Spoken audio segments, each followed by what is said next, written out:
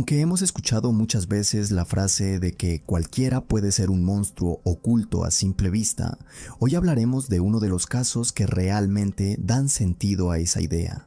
Cada cierto tiempo salen a la luz historias espeluznantes, personas que, aprovechando su poder o prestigio, cometen actos inhumanos. Pero esta vez nos enfrentamos a algo aún más difícil de comprender. ¿Cómo es posible que un médico francés lograra abusar de casi 300 personas menores de edad sin ser detenido durante décadas? ¿Cómo nadie se dio cuenta de que convivían con una persona que poseía más de 300.000 archivos de pornografía infantil? Hoy exploramos el caso de Joël Lescoarnec, a quien muchos ya llaman el peor pedófilo de la historia de Francia.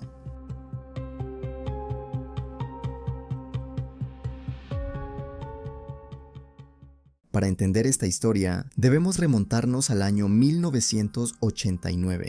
En ese momento, Joël Lescoarnec ya era un médico titulado, especializado en cirugía digestiva. Su carrera se desarrolló principalmente en hospitales públicos de Francia, en ciudades como Lochis, Vannes, Quimperlé, Honsac y otras localidades del oeste del país. A lo largo de más de 3 décadas, fue considerado un profesional competente, respetado por sus colegas y con una trayectoria sin manchas visibles. Su forma de ser era discreta, algo distante, incluso meticulosa en exceso. Algunos lo describían como un hombre reservado, con una personalidad algo obsesiva. Coleccionaba objetos, clasificaba todo en listas y mantenía una rutina casi inalterable. En su vida personal parecía tener estabilidad, estaba casado, tenía 3 hijos, nietos y llevaba una existencia marcada por aficiones culturales. La música clásica, la ópera, la literatura. Todo en él proyectaba una imagen de orden, respeto y autoridad.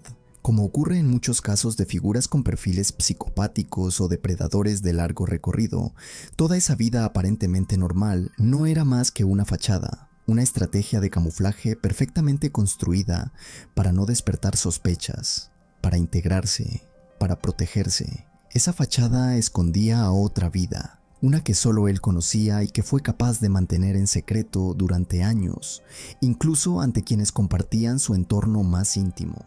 Desde su posición como médico y especialmente como cirujano, tenía acceso directo a pacientes en situaciones de extrema vulnerabilidad. Muchos de ellos eran personas muy jóvenes, en estados delicados, bajo anestesia o en momentos donde la confianza en el profesional médico es absoluta, y precisamente en la forma en la que cometía sus delitos, en el método, la frecuencia y el silencio que lo rodeó durante décadas. Es en lo que profundizaremos a continuación. Joël Lescoarnec no solo cometía delitos, los planificaba, registraba y sistematizaba con una frialdad escalofriante. Sus víctimas, en su mayoría personas jóvenes, acudían a consulta por dolencias comunes, apendicitis, molestias abdominales o revisiones postoperatorias. En muchos casos eran intervenidas quirúrgicamente bajo anestesia general. Fue precisamente en esos momentos, cuando el paciente se encontraba completamente indefenso, cuando Lescoarnec aprovechaba para llevar a cabo sus actos. Pero lo más inquietante no es solo el momento en que actuaba, sino la forma en que lo documentaba. Mantenía diarios meticulosos donde anotaba con lujo de detalles cada uno de los episodios. Lo clasificaba todo: fechas, nombres, características físicas e incluso sus propias sensaciones. No hablaba como un médico, ni siquiera como un criminal arrepentido. Escribía con el tono de quien lleva un archivo personal, como si aquello formara parte de una rutina. En uno de esos cuadernos se encontró una frase que resume la crudeza de su perfil: «Soy un pedófilo y siempre lo seré». Una confesión escrita de puño y letra, que demuestra que no solo era consciente de sus actos, sino que no mostraba ningún intento de cambiarlos. En total, esos registros documentan agresiones cometidas durante más de 25 años en múltiples hospitales de Francia. Muchas de las víctimas no conservaron recuerdos claros. Algunas sentían que algo había estado mal, pero no sabían cómo explicarlo. Otras bloquearon la experiencia por completo, hasta que, años más tarde, una llamada de la policía les confirmó que sus nombres aparecían en los diarios del doctor. Pero lo más impactante de esta historia es que ninguno de esos abusos cometidos en hospitales, ni los cientos de pacientes, ni los años de registros documentados, fue lo que despertó la atención de las autoridades. No fue una víctima hospitalaria quien rompió el silencio, ni un colega médico quien levantó la voz.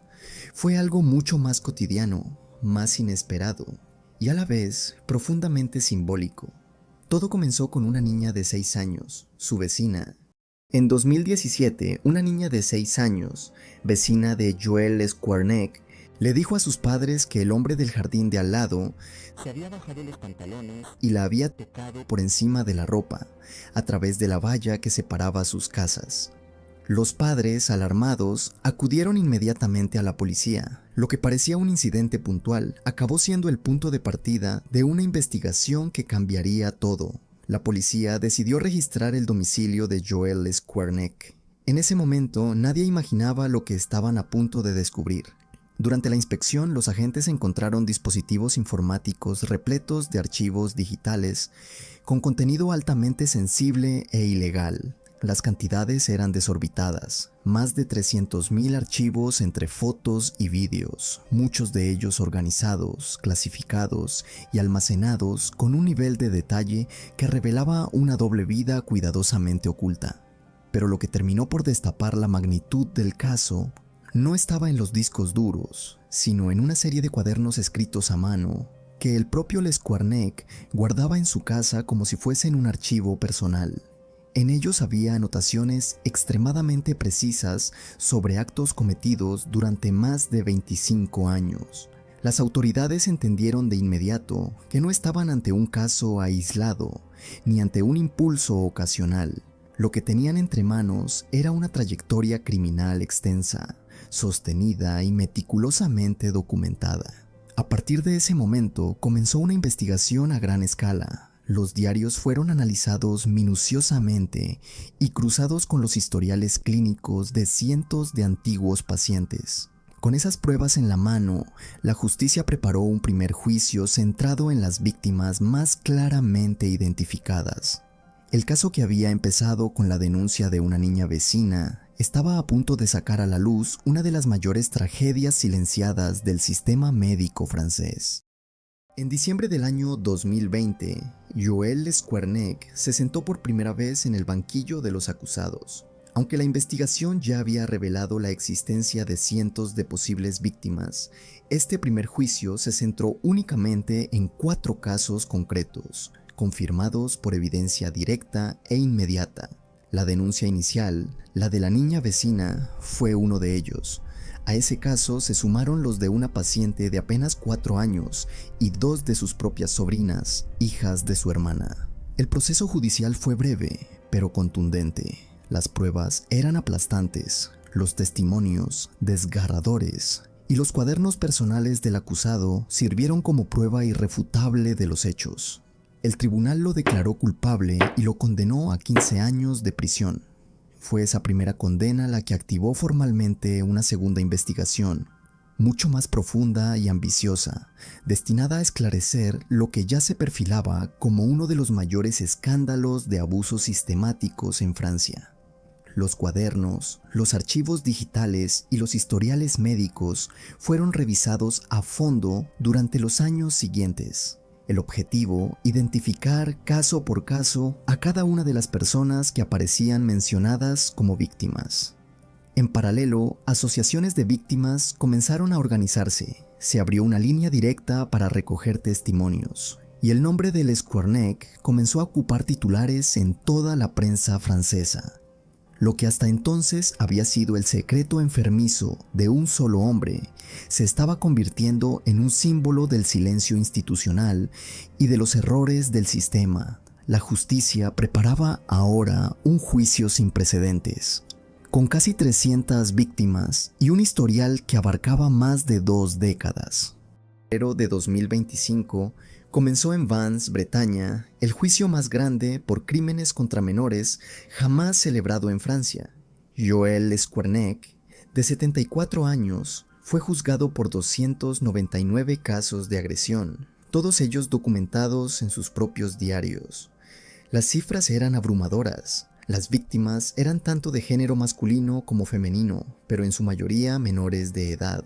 Muchas de ellas tenían menos de 15 años al momento de los hechos. Algunas, apenas uno.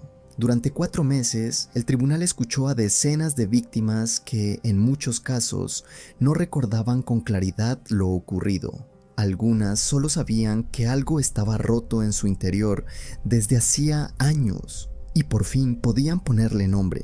La sala del tribunal fue escenario de testimonios cargados de dolor, rabia y en muchos casos confusión. Pero uno de los momentos más impactantes del proceso llegó cuando el propio Lesquarnec pidió la palabra. De pie frente al tribunal y justo después de escuchar la declaración de su hijo mayor, confesó públicamente haber agredido también a su propia nieta, hija de ese mismo hijo. La sala quedó en silencio. El tribunal suspendió la sesión de inmediato. La confesión espontánea llevó a la apertura de una nueva causa penal, paralela al proceso en curso. En los días siguientes, las tensiones familiares estallaron en público. Su exesposa declaró que nunca sospechó nada, pero la hermana del acusado, madre de 2 de las víctimas del primer juicio, la acusó directamente de mentir, afirmando que ella sabía lo que estaba ocurriendo y no hizo nada. Con todo ese contexto sobre la mesa, el juicio continuó hasta finales de mayo, y el 28 de ese mes, el tribunal anunció su veredicto. Joel Lesquarnec fue condenado a 20 años de prisión, la pena máxima prevista por la ley. Pero a pesar de la gravedad de los hechos, el tribunal rechazó imponer una medida de seguridad adicional que habría impedido su liberación anticipada. El argumento fue su edad avanzada y su aparente voluntad de reparar el daño. La reacción no se hizo esperar. Las asociaciones de víctimas y parte de la opinión pública calificaron la decisión como indignante y alertaron sobre el riesgo de reincidencia si alguna vez recupera la libertad. Para muchos, esa sentencia cerraba el caso, pero habría nuevas preguntas. ¿Cómo pudo durar tanto sin ser descubierto? ¿Nadie lo sabía? ¿Falló el sistema? ¿Podría volver a ocurrir? A lo largo de todo el proceso, una pregunta quedó flotando en el aire. ¿Cómo fue posible que alguien con este historial siguiera ejerciendo durante décadas sin ser detenido? La respuesta no se encuentra solo en sus acciones, sino en el silencio de su entorno.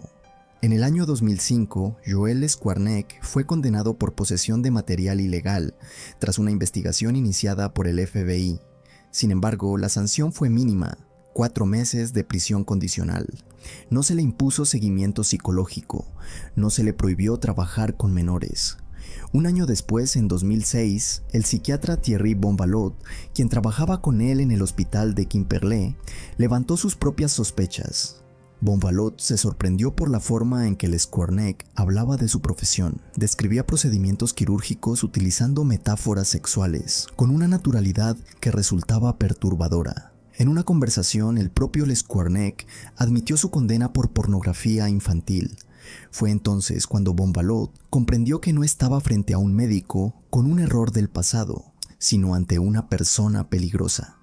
Le pidió que renunciara. Lesquarnec se negó.